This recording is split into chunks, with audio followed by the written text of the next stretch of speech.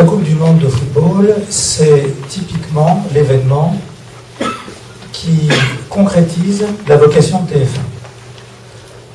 Cette vocation, c'est d'abord de rassembler tous les publics et de faire en sorte qu'on puisse partager une émotion collective tout en se divertissant et aussi en s'informant. Mais avec une moyenne de téléspectateurs largement supérieure à 7 millions, on peut se dire que, en termes de rassemblement, on est véritablement dans l'objectif qu'on s'est fixé. Et en termes d'information, vous l'avez vu, on n'est pas les seuls à y participer, mais on y a grandement contribué. Alors, ce qui est intéressant dans cette Coupe du Monde, c'est que d'abord, c'est le plus grand événement sportif mondial. Donc on voit bien qu'on est dans une configuration qui fait que, quelle que soit sa religion, son origine ethnique, le pays dans lequel on est, c'est un événement absolument considérable. Et il était évidemment dans la nature et la vocation de TF1 d'être le diffuseur de la Coupe du Monde. Alors cette Coupe du Monde, elle est symbolique de plusieurs choses. De notre vocation, je l'ai dit, mais surtout, c'est la première Coupe du Monde 100% numérique. En 2006, il y avait des tentatives de HD. Cette fois-ci, c'est 100% de définition. Ça sera aussi l'expérimentation de la 3D. Au même titre qu'en 2006, c'était l'expérimentation de la HD. C'est aussi une Coupe du Monde qui va être 100% multimédia.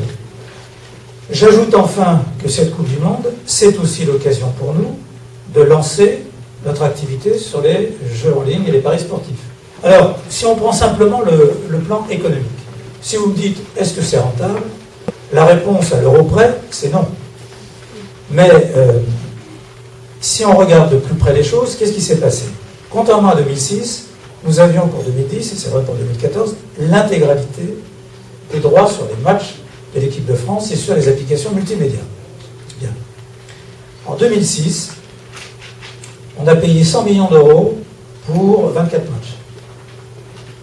En 2010, nous allons avoir une charge de 87 millions d'euros pour 27 matchs, puisque nous avons vendu au service public et à Canal 34 matchs qui vont leur permettre d'avoir une animation autour de la Coupe du Monde tout à fait significative. En 2006, nous n'avions pas les droits des autres matchs. Et donc, M6 les a achetés chez Infront. Là, nous avons fait notre commerce nous-mêmes, en faisant des propositions aux uns aux autres.